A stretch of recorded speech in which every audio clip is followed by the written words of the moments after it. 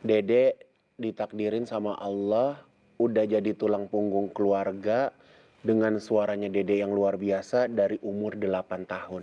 8, 9, 10, 11, 12, 13, 14. 7 tahun Dede meraih mimpi. Betul, Kak.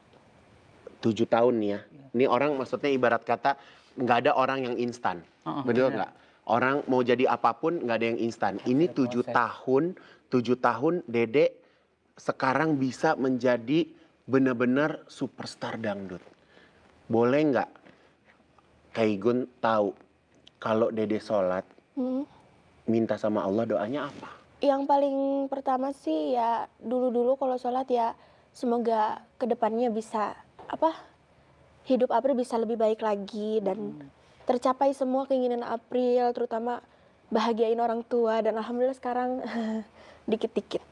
Jadi itu Dede doanya. tuh maksudnya gini, anak umur 7 tahun, 8 tahun, 9 tahun kan main ya mah.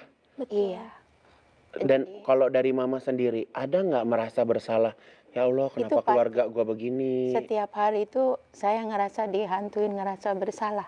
Karena aku nggak pengen nangis. Nggak apa-apa, ini karena aku mah di luaran sana banyak orang yang berjuang sama seperti kita. selalu bilang, ya Allah, ngelihat anak-anak orang lain main gitu, anakku enggak gitu. Pas di bulan corona, waktu corona, pertengahan beratin. corona, itu dia ngajak ngamen.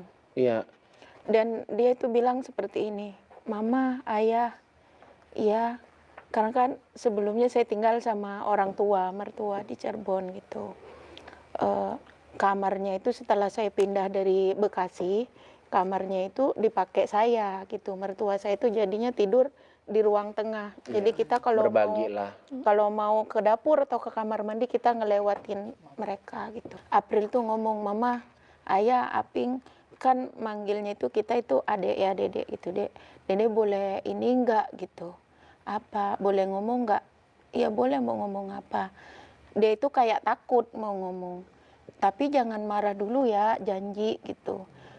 Ya ngomongnya apa dulu? Saya bilang kayak gitu. Ayah, terutama dia ke ayahnya megang tangannya gitu. Ayah mau nggak kalau kita ngamen gitu? Pas lagi corona. Iya. Betul. Nah di situ, Sedangkan kan orang keluar rumah Iya. aja kan nggak boleh. Nggak boleh, betul, nggak di boleh. situ itu seketika saya tuh langsung nunduk kaget Iya. gitu. Dan saya bilang, coba diulang lagi, kayak mama tuh kayak kurang jelas gitu. Diulanglah itu. Terus ya bapaknya nggak jawab sekata pun gitu. Saya bilang, April yakin mau ngamen? Aku pengen dikenal orang gitu. Aping pengen dikenal orang. Dikenalnya tapi bukan dengan cara seperti ini, Nak. Saya bilang kayak gitu. Emang kenapa? Ya kayaknya sih di usia kamu seperti ini mau ngamen gimana? Enggak seperti orang-orang itu loh. Ayah bawa salon, nanti April yang nyanyi sambil bawa tempat. Oh, Yang ini minta awalnya duitnya sebelum ngamen tuh kamu Sebelum udah ngamen, kepikiran iya. gitu.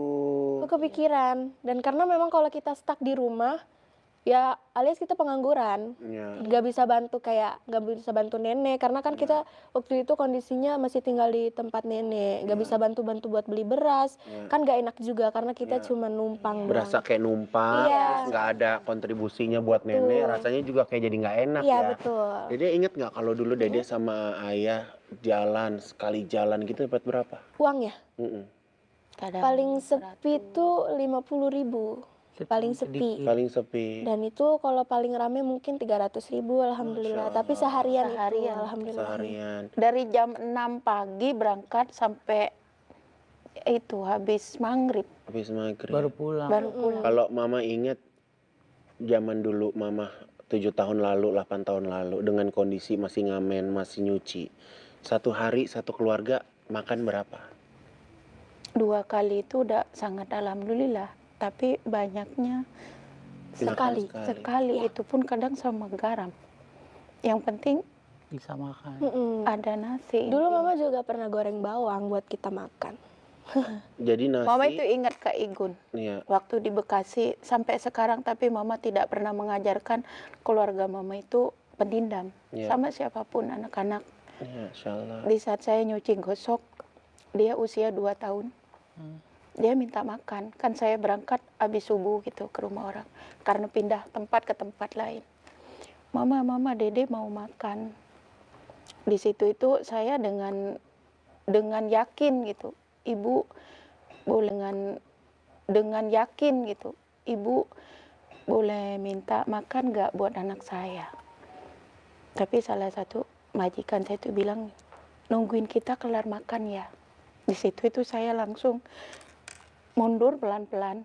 Nyamper anak saya, nanti ya kalau mau makan, mama kerja dulu. Dia mojok deket WC. Kan saya nyuci baju di situ. Nanti kan kerjaan saya itu kayak gue nyuci, gosok, udah nyapu, ngepel, udah kelar, pindah ke tempat lain. Gitu. Di situ itu lama nungguin majikannya makan. Jadi ini nanya lagi, saya itu buru-buru nyapunya itu, ngepelnya itu, ya maaf ya, nggak begitu ke kolong-kolong gitu. Karena anak saya minta makan. Di situ itu saya pokoknya yang penting udah kelihatan kerja, kelihatan di depan mata majikan bersih, udah Bu, udah kelar saya pulang ya. Di situ itu saya nangis sepanjang jalan, cuman berusaha nggak netesin air mata, jangan sampai. Mama kenapa? Enggak.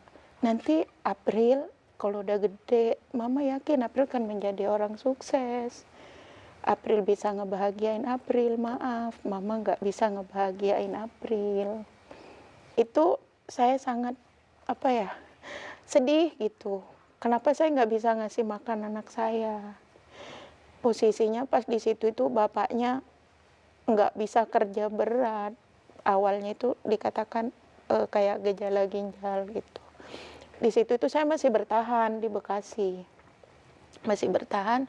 Akhirnya mertua itu nyuruh udah pulang aja. Mana mampu kamu kerja sendiri. Kalau di kampung kan mending, kalaupun enggak ini kan ada keluarga, enggak ngontrak gitu. Akhirnya pindahlah saya ke dari Bekasi, baru pindah ke Cirebon itu baru 3 mingguan kayaknya langsung dikatakan corona.